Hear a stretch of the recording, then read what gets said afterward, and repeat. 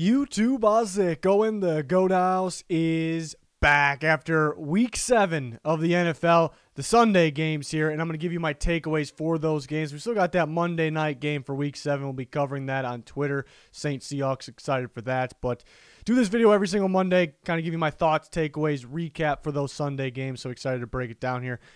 In season, during the week, we got power rankings updated every week. We got weekly picks, score predictions, and a lot more covering the trade deadline, the whole Deshaun Watson madness. We got you covered for that. Bunch of videos already up, more to come. Check us out on Twitter, constant updates there. Link in description comments for anything you need. Yeah, here's our Twitter. We're keeping you up to date with all the Deshaun Watson, my thoughts, all the news for Deshaun Watson, a lot of rumors going around there. So, yeah, make sure you follow that Twitter. But the first game we're going to break down was the Packers and Washington football team. And this was kind of a weird game because it felt like, watching all these games at once here, and it felt like, every time I was looking at this game, Washington was in the red zone, and they scored 10 points, though. So it was interesting. Credit to the Packers' red zone defense absolutely stepping up, stopping them on fourth down a couple times. Yeah, there was one moment where it was a pretty questionable call where Heineke runs in the end zone. They review it, and he kind of gave himself up. I guess debatable, but I think if he would have went, and some people say he did go head first, but I think if he went head first, like actually head first, I think it would count as a touchdown. But he kind of started to go head first and kind of leaned off a little bit, turned his body a bit. So I think that factored in, but so I guess the mistake by Heineke. I know some people probably believe he scored. The next play, yeah, the refs kind of jacked up the next play. It's nothing, sketchy or like, wow, what is that about? It was just kind of a mistake, kind of an honest mistake because they almost ruled, forward progress. He's sitting in one spot too long. You know how the NFL is starting to do that more and more this year. They blow the whistle a little earlier. That's I don't really like it, but that's kind of what it is now. But what they didn't realize is Heineke didn't have the ball, so you can't really stop the play then. He regained the ball. There was never like forward progress was stopped. That was never the case because he didn't have the ball, but it was so hard to see in the pile. So really, Heineke did score on fourth down. The play was just stopped early. It's just an honest mistake, I guess, by the rest, but that can cost a team a game. It really could. Washington realistically could have been in this game. You got to execute better in the red zone. McLaurin had a monster game, but he did have a drop in the end zone as well at one point. Ended up Washington get stopped and fourth down again. So just some mistakes there. Heineke was running pretty well. The Packers, it felt like when he took off, the Packers had nobody there to kind of, it was up to the deep safety, whether it was Savage or Amos there in the back end. But, yeah, so they were, Washington was able to move the ball, but they kind of just, failing in the red zone. Again, credit to the Packers defense. Devondre Campbell has been a monster this year, looking like maybe the best linebacker of the season. I was kind of hyped for the Packers on that signing. I kept saying it's not like this big-name guy, but it might be just that piece that the Packers need, to take that defensively, take that next step. But he's kind of been that big-name guy this year still. So, yeah, I thought he played well, very well. Rashawn Gary creating some plays there as well. Packers, they didn't really run the ball that effective, and that, they were able to move the ball, pass the ball, scored 24 points. Got out of their own end, just passing the ball really. So Rodgers made some good plays. So overall, another good win for the Packers. They got the Cardinals on Thursday night. I am excited. There's been some close Thursday night games, but not, the biggest teams. Packers versus Cardinals. I'm really excited for that one on Thursday Night Football there. Washington, could they go in the mix for Deshaun Watson now because Heineke's maybe slipping up a little bit, even though he's running well? I thought, yeah. I'll credit Washington. Washington might be getting better with this game. It's overall it's negative. You had an opportunity, you failed on opportunities in the red zone. They lost by 2 scores. But I thought, looking at their defense mainly, offense was able to move the ball. That's good, but they got to execute in the red zone. But the defense, they got pressure on Rodgers. Not everybody can do that. I know the Packers' offensive line hasn't really been fully the same this year, but they got good pressure on Rodgers. They stopped the run pretty well as well. Forcing a couple fumbles. I think they knocked the ball out from A.J. Dillon twice, and then they got it once. Aaron Jones didn't do a whole bunch. So maybe Washington defense is getting there. I think they could use another linebacker. Their cornerback, secondary play, DB play, a little inconsistent. But, hey, maybe they're getting there. Winnable game next week against the Broncos. Hopefully the defense can step up. Packers keep rolling. Again, big game that I'm excited for against the Cardinals. Chiefs-Titans. See, this was one that I was actually, even though most of the world was picking the Chiefs, I was pretty confident with the Titans just because of matchup reasons, but I did not expect it to go like this. I did not expect the Titans to hold the Chiefs to 3. I thought this game was going to go over its 56.5 over-under. Not even close. Not even close. That's credit to the Titans' defense, but their offense at the same time. I think people forget.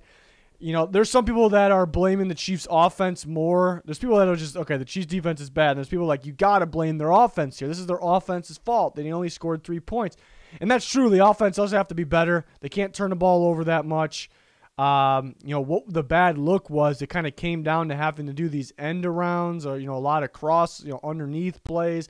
Things like that for them to get things going. That's kind of my takeaway. That's really not a good look that had to get going. But it's still very much on the defense, even though the offense still scored 3 points. Offense got to be better. Blame's on them, I suppose, equally. But there's a lot of people out there saying, like, oh, it wasn't on the Chiefs' defense. They held the Titans to the same amount of points they had at halftime. They stayed at that. Derrick Henry only, I keep saying only, but only is a funny thing because 86 yards is a lot. But Derrick Henry, you think, you missed the game. Derrick Henry ran for 86. The Chiefs probably won, right? No. But where this Chiefs defense is very bad, the Titans get the ball first, and they just march down the field. They drain the clock. They convert these big third downs, and they get points up on the board. Derrick Henry actually throws a touchdown pass. I thought it was wild that the first 2 touchdowns on this Sunday, the first one on the day was Kendrick Bourne for the Patriots throwing to Nelson Aguilar, and then it was the second touchdown of the day was Derrick Henry throwing to Michael Pruitt. So the first 2 touchdowns of the day were passing touchdowns, both non-quarterbacks. I thought that was pretty damn wild. I don't know if that's ever happened. I'm guessing not. So pretty insane. But yeah, the Titans were just able to do anything, drain the clock, get down there, and the Titans make a big stop. I got to credit Titans pass rush. There was people who were like, Titans defense was really, really bad last year. It's going to be really bad again. What they didn't realize is they upgraded the pass rush. Last year the pass rush was non-existent, and it's really picking it up this year. It's Nico Autry, Bud Dupree, Harold Landry's been a monster. So that's huge. So they get a sack, force punt. They start from their own 3-yard line, and they get a 97-yard drive, and they work so much clock while equally running and passing the ball, converting these third downs. The Chiefs looked like they were going to have them 3 and out from back at their own 3-yard line, and they gained a couple yards, I think, or maybe 1. I think it was 3rd and 9, 3rd and 8 maybe, and they just give up a slip screen that goes, so that it's just. It's sometimes with the Titans, we know they are a run-first team. They are a run-first team. They have Derrick Henry, but it's a run-first team that can pass, obviously. So that's what makes them a good offense. But sometimes you start, maybe they're running too much. Maybe they're getting a little conservative. Or sometimes it's like, why are they throwing so much? They got Derrick Henry, and it's working. What are they doing? Sometimes that happens. Not a lot because they're very good. Not a lot, but sometimes that happens. But there was no lose situation against the Chiefs defense. Like it's not, what do we go with here? It wasn't a tough situation. Do we run? Do we pass? It's whatever they called in those crucial third downs, whatever they, second and longs. It worked, and that's kind of just showing how bad the Chiefs defense is, and it just kept the Chiefs offense on the sideline. Of course, the Chiefs offense needs to execute better. Mahomes got to take care of the ball. A lot of his turnovers this year were kind of fluky in a way. But still got to do a better job keep taking care of the ball.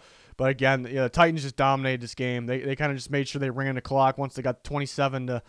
It was, and it was pretty damn impressive. So the Titans, ever since losing to the Jets, that game you kind of wonder, the Titans might take a step down from last year. Now it's kind of like take a step up. We'll see if they can continue this, but just a dominant game, and there's definitely ways to control the game against the Chiefs. You if you're a decent team, at least a decent or better like Titans, you can control this game. So, yeah, Chiefs got to figure something out. Definitely cannot say consistent in terms of the wins. Titans continue to roll. Big game against the Colts next week for the Titans. Colts are starting to heat up as well. Falcons, Dolphins, a classic Falcons game. They have control this whole game. They're pretty, I don't want to say dominant, but they're outplaying their opponent, who is the Dolphins here. Clearly. And then they let the Dolphins get back in the game. Matt Ryan fumble kind of was responsible for that, but they clutch up, get that last drive. I kind of had a feeling with over 2 minutes left that they were going to be able to get down there. and make things happen there. And you actually have a kicker you can rely on. Younghoe Koo is absolutely one of the best kickers in football. I'd say he's probably top 2. I'd probably put him second after Justin Tucker, in my opinion. But yeah, scoring 30 points. So the Falcons, I know the Dolphins defense has been struggling, but the Falcons, we talked about it before the bye, the couple weeks before the bye, they've been figuring things out on offense. Early portion of the year, it felt like they had a beautiful script. Sometimes the script ended up in 3 points, sometimes it ended up in 7, and they kind of shut down after that. And they really got out of that funk, which is good to see. And the Dolphins are still kind of in that funk, I guess, where it feels like every week the script works. They were close with the Buccaneers. They were beating the Buccaneers at one point. Last week, London game, they marched down and score right away on the Jags, and they're able to move the ball, first 2 possessions maybe. And it looks beautiful off the script, but then they just can't do it after. They can't do it. And that's a coaching problem. And, it goes on the quarterback as well, being able to adjust, not having somebody hold your hand the whole time. But in the past few weeks, it hasn't really been on Tua. I know he had a bad pick last week. Well, last week was his first game back, so you have to remember he missed some games. But the games this year for him haven't really been on him. He hasn't played well. He has some good moments. But it was kind of a whole team thing, and it still kind of was. Defense kind of giving up some big plays that last drive, a blown coverage, deep ball to Russell Gage. But going to this one, they score right away. Script looks good. I think I tweeted it. Will it work after the script? This is what we're constantly wondering. And if you didn't watch the game, you'd probably think, it probably didn't really work in the script because they got down pretty big and then they scored late because of Matt Ryan fumble. But I think it was post-script was actually working. They were actually moving the ball pretty well. But Tua he had some bad turnovers this one. One was it in the end zone? It was right in the red zone, right near the end zone, if not the end zone. So like I said, the last few games, it's kind of like, the post-script doesn't work. That's on the it's on the quarterback, but it's on the coaching staff. The defense has been struggling this game. Defense had some mess ups, but this one is definitely a little more on Tua because the postscript was working, and you just can't have those bad interceptions, bad turnovers there. So here and there, the blitz for the defense is kind of getting after Matt Ryan. Again, I keep saying, I've been saying it since week 1. Really, her early year, the Dolphins just rely on those big plays, kind of the turnover plays on defense, and that's kind of the problem right now. So we know they're very much in on Deshaun Watson. Tua having a bad game. This one not only on him, not just on him, but more on him than the last few games.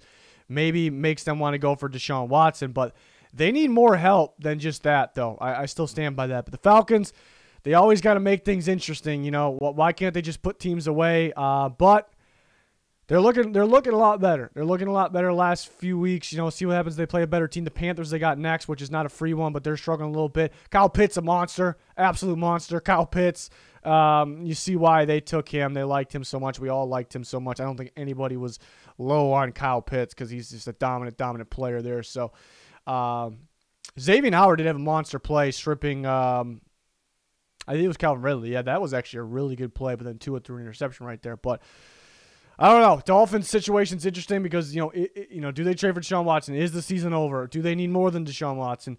If they trade for Deshaun Watson, they decide the season's over. They just got to beat everyone else to him. They kind of sit him for now.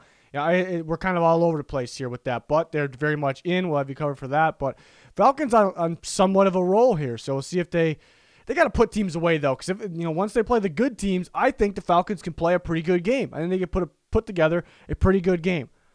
But can they finish it out? Some of these games are kind of allowing teams to come back. The good teams are going to come back and beat them, even though the Falcons are outplaying the teams, So they got to figure that out, but they are playing better. Jets, Patriots, not a lot on this one. I thought, maybe the Jets, I knew the Patriots would win, but thought maybe the Jets having a bye week, second crack at the Patriots, having all this time to game plan, figure out what we did wrong, figure out what the Patriots will do to continue their success against them. Maybe that can help them, but no, I think the Patriots adjusted actually more than anything here offensively because they weren't that successful offensively against the Jets last time. This time they got rolling. They just pounded the football. Jets defense was looking pretty good. Really good. I would actually say really good. Up until that Falcons game a couple weeks ago before the bye, and the defense kind of struggled a bit, and now it really struggled in this one. They're not getting help in the offense, but maybe they're losing, no energy, no momentum because how bad the team is, how they're on the field constantly. I don't know. It just doesn't look nearly as good. Very good game plan for McDaniels, Belichick in this game. Got Mac Jones going. Another good game for Mac Jones. Damian Harris went wide. The two running backs, Damian Harris and Brandon Bolden. Bolden more as a receiver. He led the game receiving yards, which was impressive there. Damian Harris kind of looking like more what we thought. I think he started the year a little slow, a couple fumbles, not hitting the hole as hard as he remembers. I don't know what was up there. I think he had a minor injury early. Maybe that was affecting him, and ended last year with one. So he's getting going, looks good there. Brandon Bolden, of course, is a receiver. They start the game with a Kendrick Bourne touchdown. Aguilar. I was actually surprised by the amount of trick plays because they kept trying them later too. Patriots really want to beat them bad. They felt like it's a rival. We should have scored a lot more points last time, given that we were starting in great field position. It was 4 picks we had. Maybe that's what it was. But it's not like they all of a sudden they unleash these trick plays now. And then they kind of been running them, but I thought that was kind of interesting that they kept doing it. But Zach Wilson goes down. Mike White he scores right away, but ends up having a couple interceptions. Corey Davis had a nice touchdown catch, but yeah, obviously they're better with Zach Wilson. But just not much going for them. Offense, they don't present a threat really anywhere. Any unit. I still like the receiver unit. Wilson's got upside, but it's been unfortunate for them. That's a dominant win for the Patriots to go into the Chargers game, which is a huge game. But yeah, got some momentum for that one. Panthers, Giants, surprising ending. I mean, final score here, 25-3. Still hits the under thanks to the Panthers there. But yeah, I figured both teams would score a low amount of points. The Giants kind of get going. And they missed out on them. They got stopped and credit to the Panthers goal line defense there, red zone defense there, when they stopped them at the goal line. But the Giants could even had more points this one. The Panthers could have more too. Sam Darnold pick, he was actually having a good drive. I mean, by a good drive, I mean 2 pretty good throws that I expect starting quarterbacks to make, but pretty good throws. And then, it had to happen. I think they threw the ball too much trust in Sam Darnold, but you want to trust your starting quarterback at the same time. But he threw a bad interception, no one even there in the red zone. And that really changed the game. Would the Panthers have won if they scored a touchdown there? I'm not really saying that, but it could have really changed the game. I think the game would have been a lot closer. So that was bad. Going in this game, Daniel Jones versus Sam Darnold. Quarterbacks that have struggled in their careers. Quarterbacks that have some of that turnover potential. Obviously a bad thing.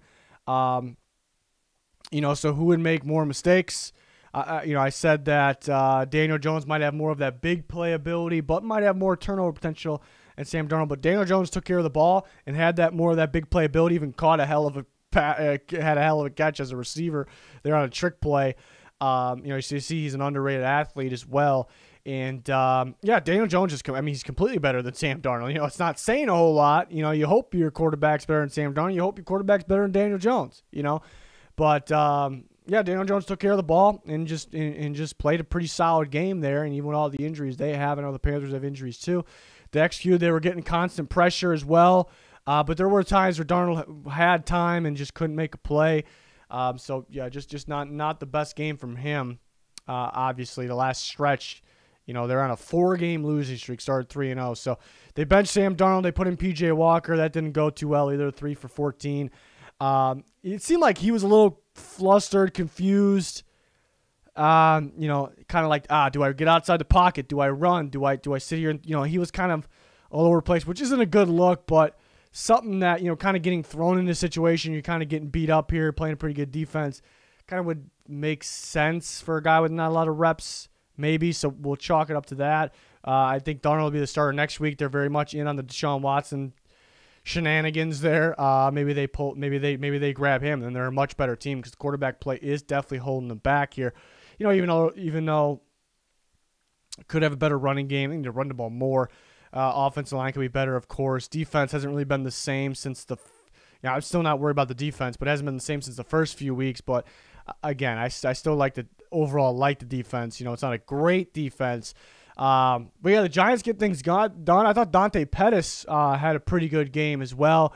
But again, across the board, the defensive line and the rookie edge rusher, Azeez Ojulari had a monster game. I think he had 2.5 sacks. He started the year pretty good. Was kind of getting a sack a game. And then kind of went quiet a little bit, okay, because he's a rookie. And then he had a monster game again here, so that's great for them. So I thought, pretty balanced day for the Giants. Good play from all over the board. This is more like the last year defense, though. So that's a good sign. So that's a good win for the Giants there. Panthers is it's pretty rough. 4-game losing streak. Quarterback plays pretty bad, obviously, and that's why they're kind of in on Deshaun Watson maybe now. Bengals, Ravens. The Bengals put up 41 on the Ravens, beat them 41-17. The Bengals are now the best team in the AFC North, looking like one of the better teams in the AFC right now. That's impressive. I like this. I like the Bengals, and that's not because of, I guess a 41-17 win against the hot Ravens definitely helps, but you look at the team across the board. The offensive line's playing a lot better than last year. The quarterback plays great with Joe Burrow. The running game is good. The receivers very solid. Having that, just so many weapons, keeping teams on their toes, defense on their toes. What are they going to throw at us? Because they can run, they can pass. Looking at the defense, they start to run at a very high level. They've been doing that. And now they're getting after the quarterback. Larry Ogunjobi had himself a monster game. Sam Hubbard, Trey Hendrickson getting after the quarterback, sacking Lamar Jackson. I think all those guys had some good production there. And they're covering pretty well too. I know they could be a little better at corner, but they're doing a pretty damn good job out there. They got a pretty good safety play, obviously, with Jesse Bates leading the way. Linebacker play's been good, so it's across the board. It's starting to feel like one of the more balanced team rosters in football. It's crazy, but it really feels like that, where they can win with multiple different, with different units, different play. So that's pretty damn impressive. Bengals kind of did what we thought maybe the Chargers would do against the Ravens. I was still going into the Chargers game for the Ravens. I was still a little worried about the Ravens defense. They've been playing okay up to that point, but missing some key guys like Marcus Peters. And looking at that Colts game, they were struggling to tackle. I felt like the Colts were able to move the ball pretty easily. Primetime in Baltimore. I thought that was pretty interesting, where the Chargers should be able to move the ball. But I talked about last week what happened. The Ravens' game plan was very good. They just game planned strictly for the pass against the Chargers, and didn't really think they were going to run much. And by that time, they get up, and then they can't really run. And I actually, even though I picked the Ravens, it's kind of where I get mad at myself, because I always pick the matchup, and I didn't really hear, because I even talked about it this week, that I do like, like the Chargers. The Ravens can just game plan for one thing, the pass, and the Chargers don't really have receivers that get separation. Now, coming into this game, it's a totally different matchup. The Bengals, you have to kind of worry about the run, equally the run and the pass, and you have a lot of receivers that get separation to account for here, and that's why the Bengals were going to have success offensively here. I did worry about the play calling in this game like this, maybe overdoing the run. That really wasn't the case. There was like one bad play call, which was a fullback dive to Pirine that I wasn't in love with there. But yeah, credit to Zach Taylor I think he's getting better, actually. So that was really the reason that the matchup sided with the Bengals. It was very clear, actually. Just the Ravens are on their toes. They can't, they're not really good at first guy making the tackle. Are they going to run? They're going to pass. We got to count for all these receivers. It really opens up the field, spread things out, and that is why the Bengals won the game. And they just completely outplayed them head to head. They're completely the better team right now, for sure. And maybe not head to head, maybe in general. So yeah, it's kind of going back to the Ravens. Maybe we were right. The defense is something to worry about a little bit. I don't know what that Chargers game was. It was a good game for the Ravens, but that makes me worry about the Chargers a little bit. I don't know. So that's interesting. But yeah, again, credit to the Bengals defense as well. The Ravens, even though it was 41-17, dominant win for the Bengals, deserve all the credit in the world. The Ravens were kind of in this game. If you didn't watch the game, they were in it for quite a long time. The score really won't show that. Bengals kind of pulled away somewhat towards the end. Even though the Ravens were in it, when it was close, the Bengals were still outplaying them. There was an early portion of this game when it was 3-0, did it end up 3-7 then? I believe it did. It still felt like the Bengals were outplaying them through that portion, even when they were losing. So I will say that the right team definitely won, obviously won in this game. But the Ravens were in there a little bit. Lamar, could make some bigger plays throwing. It's kind of relying on Mark Andrews a little bit. He ran all right, It's not like the things didn't really go the Ravens' way either. It's not like they didn't go their way. They played sloppier than normal, maybe missing tackle. They've been missing tackles, though. Maybe, Jamar Chase kind of beat up Humphrey there and then had him, that big play, beat him up pretty good. And then he missed a tackle on him, broke a couple other tackles. That really can't happen. But again, the Ravens weren't really, giving up 41 is uncharacteristic, but in terms of their play, was it that far off? Was it that sloppy, that fluky? Not at all. And that kind of goes back to giving the Bengals the credit. They just completely outplayed them. So Bengals looking pretty damn good right now.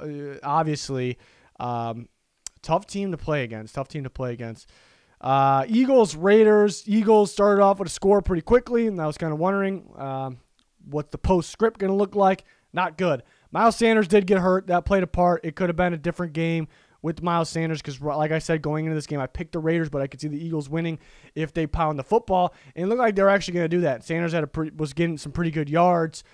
Hurts can as well, but then Miles Sanders got hurt. So that did change things. Not saying the Eagles for sure would have won or anything if he didn't get hurt, but it definitely changed things. But it doesn't really change that. Well, it could keep the Raiders' offense in the sideline a little more if you're able to run the ball more, but it doesn't really change that the Raiders had tremendous success on offense. Derek Carr had a monster game, obviously. See the difference between Derek Carr kept clean, not kept clean.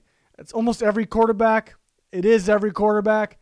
But it's a pretty big difference with Derek Carr, but he had an insane game in this one. Credit to the Raiders' offense line stepping up. Eagles, surprising they couldn't get more pass rush. Really missing Brandon Graham.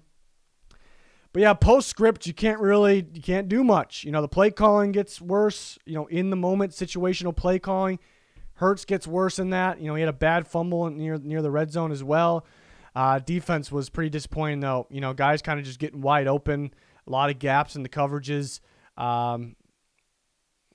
There's times where they're just playing too far back and things are underneath, and then okay, we got to get up because they're going underneath, and then you get attacked downfield. Couldn't really stop the run. It was not the best defensive performance for the Eagles, and it's kind of how it has been. They get themselves in a hole. It feels like every single week, and they got to try to dig themselves out. They come back a little bit, but it's definitely too late. They're not going to win. We know they're coming back, but they're not going to win this game still. But yeah, that fumble near the red zone, just a bad botch play by Hurts there. That was a costly one too. I know that was kind of late, but it was within the comeback, which could assist a little more. Gainwell fumbled, sure didn't help. It was a close one too. But I did think the ball was a little loose before he went down. But yeah, it's a dominant game for the Raiders. They're 2-0 without Gruden. Maybe they're better without him. I don't think we definitely cannot firmly say that right now. But they're kind of back on track. They're streaky though. Do they kind of go on that losing streak now? Can they stay consistent with those streaks? We're gonna see. Yannick Ngakoue had a monster game. Him and Max Crosby. You see what adding another guy does. I think I said it with the Titans too. Like Titans they had Danico Autry on the D line. They had Bud Dupree. They already had Harold Landry. Harold Landry is getting better because of upside. He's young as it is. You add in other two guys to get pressure. It makes that guy better. It makes them better. Same thing with the Raiders. Max Crosby's been good. He's getting better because of that upside factor. You actually add a good pass rusher, proven pass rusher, and Yannick Ngakoue on the other side. It helps that upside even more. Makes him even better. Makes Ngakoue even better. So that was a big time signing. I graded that as maybe one of the best signings of the offseason, free agency back then. So I really like that move. He had a monster game there. So Raiders looking good right now. Eagles struggling. Maybe back into Deshaun Watson sweepstakes. We'll see. But they do need more help than just quarterback, I think. Lions, Rams. Lions actually in this game. It was actually a winnable game for the Lions. It started with a quick score. I talked about even before the year. I thought the Lions were going to be kind of like slip screen kings. It was going to be deadly. They were going to love that, and it is the case. And DeAndre Swift is a home run hitter, can make people miss by breaking tackles, by juking them. Fun young player. Jamal Williams looking good too. They kick it onside. Love the call. I mean, nothing to lose here. Get it. Then they're on the board with 10 points. You see they're faking punts. They convert 2 for 2. All that, and the Rams still pull it off. So, even though, you would like the Rams to be a little more comfortable in this game, and I'm still worried about the defense is nowhere near the same as last year. Not as physical, more missed tackles. Don't see nearly as dominant. I still worry about that. But given that how the game started, where the momentum was going, and you can't allow 2 fake punts to happen, but 2 fake punts, onside kick, all that, and you still find a way to pull this game off. I don't really care that it's the Lions, so it's still a pretty solid win for the Rams. But again, defense to worry about a little bit. Monster game for Cooper Kupp. I've been talking about this. There's so many play designs. There's either there's a chunk of play designs that are directly for Cooper Kupp, and there's a lot of times where Stafford kind of just stares him down because Cooper Kupp's a really good player.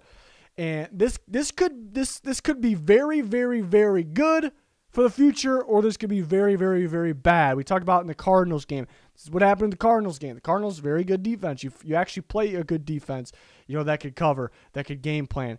And they kind of focused on that a bit while taking away the deep ball. And my big problem with the Rams, I kind of went in a rant on it, was Stafford needed to look at some of the other guys. They needed to design some plays. McVay needed to design some plays from other guys underneath. I don't care if it's Woods. I don't care if it's Jefferson. I think those guys were open. They didn't see them. And that was kind of a problem, not being able to branch off a little bit. So that was my problem in that game when they played, a good team. They did beat the Buccaneers. That was a great game for them. But when they played a good team, and Cooper Kupp continues to be a monster, hell of a season. Stafford having a hell of a season. But so many design plays, so many kind of just so many times staring down Cooper Kupp. What happens when they go play a good defense? And why I say this could be very good. They could be setting this up for the future because you don't want to give away all your game plan, your everything for the playoffs, because you're a playoff team as well. But teams could be good defenses will game plan for this. They'll be focused on Cooper Kupp, and you can just kind of design plays opposite side of the field, other guy. It could be just a trap. It could be a trap, and it could be glorious. Or, going to a game like Cardinals game, they could be, and that was an early game, so we can't say for sure. Or it could be, teams figuring out, they're going to design plays for Cooper Kupp. They're going to stare at Cooper Kupp. Not every play, but a lot, So it could be very good or kind of bad, but at the same time. But good comeback win for the Rams. Lions, Goff continue to have struggles in the red zone, which kind of, they could have won a game like the Bears game. The Vikings game, they had a bad turnover in that game, which ended up coming down to the wire there. And then they had a shot in this game. I actually felt like the Lions might win the game here for a second. Goff throws a pick. It was actually a really good play by Jalen Ramsey. It wasn't the worst throw. But that game could have been different. I'm not saying the Lions would have won, but it kind of felt like they could have at that time, if they scored there. So it could have been a different game. But, Rams clutch up, come back, win that game, and overcome some of the madness from the Lions there with trickery. I get more fakes, Texans, Cardinals. Yeah, this game was interesting very, very early. Texans get a safety. It's like, whoa, Cardinals can't get much going on offense there. Texans defense giving it to them, getting a lot of pressure, getting a safety. And but that kind of fell apart. It felt like for a split second the Texans might, this is an upset alert here, But that really fell apart. Kyler Murray really got going, holding the ball a little too long, taking some sacks early. I know the safety, they grabbed his face mask, so they missed that, but still. But then he, really got going. That bomb to A.J. Green near the end zone along the sideline, that was a beautiful throw. First glance, you see it once. It's like, okay, A.J. Green was wide open. I don't know if I want to say wide open. He was open, and that's true. You look at it like that, but if you look at it again, that is a perfectly thrown ball because that's a deep ball, and you have to put it in a certain gap because the safety's closing in. Corner's on his backside. It's not like A.J. Green was standing in that spot. It'd be a little easier if he was already standing there. He's kind of working his way there, so you have to time that perfectly, put it in the right gap. That was actually a tremendous throw. So he's making all the kinds of throws, escaping the pressure, having a great game. The running back duo. We always talk about the running back duo. Who's got the best running back duo? We're going to start to throw the Cardinals up there, pass first team, but you got Chase Edmonds and James Conner. Tearing it up. James Conner looks fresh. He looks real good. Chase Edmonds looks fantastic as well. That's the passing game. Kyler Murray's tough to game plan for because you got to try to have a guy containing, but then you got to worry about, if you have a guy sitting out there containing, this thing's open, that's open, But then worry about game plan the running backs. If Edmonds in, they're going to run the ball to him. They can get the ball in the flat, downfield. James Conner, that's a kind of a guy you almost want to stack the box a little bit for sometimes, but you can't do that because the Cardinals passing game, Kyler Murray. So starting to look like they built this team kind of to complement each other perfectly, we'll say. So I really like what the running backs really aren't getting. Kyler Murray deserves all the credit. Those receivers, DeAndre Hopkins, A.J. Green, Rondale Moore, Christian Kirk, all these guys. Zach Ertz had a really good game. I think A.J. Green and Zach Ertz both led in passing yards, exactly the same receptions, yards, if I'm not mistaken. Ertz and A.J. Green, that is. But the running backs aren't getting enough credit right now. I think they're doing a good job opening things up. It's like you got to worry about so many different things here because of it. So that's why the Cardinals are so good. Thursday night football, Packers, Cardinals. I am excited for that one. Cardinals, so hard to stay undefeated. Can they stay undefeated? They're at home Thursday night. Packers are a great team. It's going to be a good game. What I did worry about a little bit, look like Kyler Murray's a little shaken up early. Traders take a look at him, comes back in. At the end of the game, I could be wrong, but it looked like he was discussing what was kind of bothering him. I think he was talking to Kingsbury a little bit. So that, playing on a short week Thursday, I most definitely think Kyler Murray will play. I'm not going to already make excuses or anything like that. People always take things the wrong way for him or anything like that. But I do, that stuck in my head a little bit. Hopefully he recovers, because it's a short week there, so that should be pretty interesting. They do need Rodney Hudson back. It's still going to be another week at least for that. But Cardinals continue to roll, stay undefeated. Something to do here in the NFL. Next game, Bears-Bucks. Not a whole lot in this game. I mean, the way it started, Buccaneers get a strip sack. They don't get the ball, though. It looked like they covered it at first. And then they go down and score. It's 3 minutes in the game. They didn't even start with the ball. They score. Get the ball back, score again. At that very point, it's okay. I already think the game's over. We talked about it. It was a very tough matchup for the Bears offense because you can't really, even though Khalil Herbert's looked good. He actually ran pretty well in this game, but come from behind, you got to throw against the Bucs to beat them. You definitely can throw. Everybody's been able to throw on the Bucs, You just got to get the ball out quick. Secondary's been beat up a little bit. Winfield comes back, has a good game. Jason Pierre-Paul, their pass rusher, monster game. Barrett, pretty solid game as well.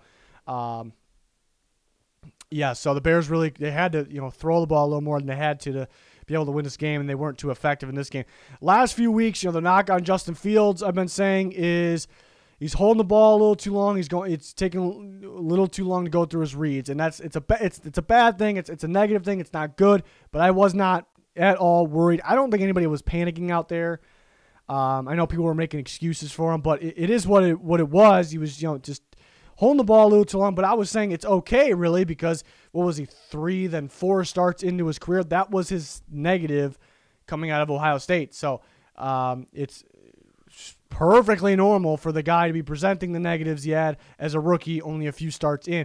But I was saying, it's not like he's turned the ball over a bunch of times. That I would, you start to get a little worried about that at least. And in this game, that kind of happened in this one. But you do start to kind of look back. As soon as he started fumbling like crazy on the sacks, losing the ball very easily, having those turnovers, you kind of look back into past games and remember that that was actually happening. They just were you forget about it because the Bears were actually covering the ball. So now you worry about his ball security problems when he's under pressure because he's already holding the ball long enough back there. And sometimes it was instant pressure, but there's a lot of times where he holds the ball, but even if it is instant pressure, he can't. And the quarterbacks are going to lose the ball at times from that, but it can't be constant, And then he's throwing interceptions. One was hit Mooney in the hand, so it really shouldn't be picked, but it was high. The last one from his own end zone was severely underthrown. So, it was a bad outing for Justin Fields. There's more problems than just Justin Fields. It's nowhere near Justin. It's nowhere near Justin Fields is why the Bears are losing. Lost 2 in a row, we'll say. Nowhere near the case. There's more problems than that, but it is what it is. It's a very bad game from him. So, and there's all that talk. Will they bench him? I don't remember. You can't really bench a rookie quarterback. That never really works out well. But they do have some tough opponents. Well, the 49ers don't look like a tough opponent right now. They're playing bad football. So maybe this week could figure it out. But that's a dominant win for the Bucs. I mean, it's a pretty good defense they're going against, too. I know they got help with their defense creating turnovers, but Brady has a great game. Mike Evans, a great game. They were trying to get Mike Evans going more. They tried to get him a screen before they got stopped at the 4th down. Towards the end, they tried to get Ronald Jones going there. But, monster game for Tom Brady. Has all day to throw, so that's fantastic. Offensive line looks great. So, it's just another dominant win for the Buccaneers. I mean, holding the Bears at 3, putting up 38 points against that defense, still pretty impressive. You expect them to win. Very sloppy weather and very sloppy game in this one. The Colts end up putting up 30. That's crazy. As sloppy as the Colts were, and the Niners were sloppy too. They both played in the same conditions. They both played in the same conditions. So it's not like can make excuses for one side, not the other. But yeah, the Colts were sloppy. Taylor ran the ball pretty well. I thought Wentz thought he had a bad game. Again, it was a downpour. It was a sloppy game. But it could have been a lot worse than what it was. I was just shocked that Carson Wentz did not end the game with multiple interceptions. He didn't have one. That one ended up being a fumble, bad play on him. He always tries to do that flip pass. But, yeah, he was fortunate. He had a lot of dropped interceptions, so he was fortunate there. That could have changed the game. But going back to my point, the Colts, Wentz had a bad game. Taylor played great, but, yeah, I mean, he played pretty damn well, but it's not like he definitely did a lot there. But Pittman had some rocket catches, jump balls. But, again, the downpour. But the Colts could have done a lot more. Could have been a little more effective, a little better with the ball. Again, Taylor started with a fumble. But they still scored 30 points. That's kind of like the good thing. Like, we could play a lot better than that. We still scored 30 on the 49ers. At the end of the day, we found a way to kind of adjust. I love the adjustments, and figure out how to just work through the downpour and flip this game. Because earlier it felt like Niners were going to control this game. It didn't last too long. But so that's kind of the good thing. Like, you still scored 30 in this downpour, still end up, figuring out how to adjust. And really, in the end, even though if you watch the game, it was very close, very tight. It was a portion where it was like the 49ers can't lose this game, right? They end up losing, but at the end, the Colts kind of dominate the ending score here at the end, the second half, I guess we'll say as well. -1 49ers drive. 49ers started off very well the first drive, and they kind of went downhill from there. They get the fumble. Elijah Mitchell's running all over them, but they go pass. That was bad. Shanahan hasn't had a good year. Cardinals game was very winnable. Disagree with the kind of overthinking things. Putting Hasty in instead of Mitchell on crucial third downs. I think overthinking things. Making the defense they're going to pass. Oh, Mitchell, the runner's not in. They're going to pass. But they run. I think overthinking things. Bad challenge. Lost time out because of that. DBs played pretty poorly. Emmanuel Mosley. I mean, it's one thing, dropping interceptions. I mean, you got to clutch up and catch one of those. I know it's a downpour. You still got to catch one. But let's forget that. The PI, the PI was the difference in this game. The amount for the 49ers, blatant bad decisions by the cornerbacks, DBs in this one, and that was costly. I mean, they had so many yards and penalties. You can't really win like that, and then that was brutal. That was brutal for them. Just bad. Just turn and look for the ball and play the ball. You might have had interceptions, probably would have dropped them, but so poor job there. Even at the end to end the game. Just a straight up in the air throw to Pittman. Great, again, I call it a rocket catch by Pittman. Great job. He's physical, can high point the ball. Great hands in the downpour. He had a really good game, creating some PIs as well, fighting for the ball. But I don't know what Dre Kirkpatrick was doing on that. He just watched him catch it, didn't jump for the ball. You could have changed the game. I am not sure. I shouldn't see that in the NFL once. I don't care if it's snowing, raining, in the mud bowl. I don't know. I don't care. So that was bad. Garoppolo was pretty bad. I say the last one, the Xavier Rhodes clutch pick by Rhodes. It wasn't a good throw, but it was in Deebo Samuel's hand. And Deebo Samuel's got a carry. He does a lot for the team, but he had the fumble trying to fight for yards, and he did have that drop, which partly is on Garoppolo, but hit his hands. Ended up in Rhodes' hands. Which was a really good reaction awareness play by Rhodes. So, I mean, Deebo Samuel's got to carry at the same time. He's got to take care of the ball a little bit better there in those two situations. Elijah Mitchell was looking good. They probably should have ran him more. Yeah, Garoppolo can clutch up. I like that one drive for them. It looked very easy. That was the best drive of the day for both teams. Just getting down there and scoring, but really couldn't clutch up. Darius Leonard forced that fumble on Deebo Samuel. He knew exactly what he was doing. I'll say this. What I love about Darius Leonard when he forces those fumbles, there's been so many players in NFL history that hey, they're pretty good at forcing those fumbles. And if you watch, don't watch just the highlights. If you watch the plays that they didn't force the fumble, they're sitting there. There's so many players. They're sitting there. I think there used to be more. There's not as many now. I think there used to be more back in the day. They sit there and punch the ball out while the runner is just gaining yards, ends up getting the first down. They're surrendering a lot of yards doing that. Darius Leonard is able to make the tackle and punch or try to punch. Make the tackle, try to punch the ball, sometimes punch the ball out at the same time. Not easy to do. I respect that for sure. I mean, you have to. We knew he's a phenomenal player, so he continues to make big plays like that. That's a play where that ball might be out even if it's not raining, because it's just a really good play there. I know it's easy, comes out easier with the rain, but it's fantastic play. So Yeah, Colts are a little bit beat up in the secondary. Didn't really show in this game. Maybe that one drive for the 49ers. The 49ers just didn't really try to expose that. Before that, it was either they should have ran Mitchell more or they should have thrown the ball downfield. The excuse was the rain, okay, for throwing the ball downfield. So, okay, but then run Mitchell. You're trying to throw these little pop passes in double coverage. Pretty stupid. So Shanahan's had a bad go this year, actually. They could definitely turn things around. Just not a lot of trust in Garoppolo throwing downfield in the rain. Will he trust Lance doing that? Probably would trust him running the ball more with Lance. Hanging on the ball, would you trust him? I mean, he's a tough runner, maybe. So we'll see what they do next week against the Bears. It's a winnable game for both sides there. 49ers on a losing streak. Can't win at home. They're usually good off the buys, too. It's prime time. Second Sunday, they played the Packers on Sunday night and kind of blew that game, too, at home. Both at home. Not every team gets that. You can't win that. You don't have a statement win. Only wins are against the Eagles and the Lions. So it's not looking good for the 49ers. It's a team that I trust can turn it around at any given time, but not looking good. They desperately need another receiver. It is bad. They need one very badly. They might need some secondary help because those guys don't know how to catch the ball, attack the ball, turn to look for the ball, play the ball. It's pretty bad out there, but not a lot available out there for that position. They need some things, but maybe it's they realize they're not going to win anything major this year. So are they sellers? I don't really see them being sellers at the trade deadline, but that's a good win for the Colts. They're kind of getting going here.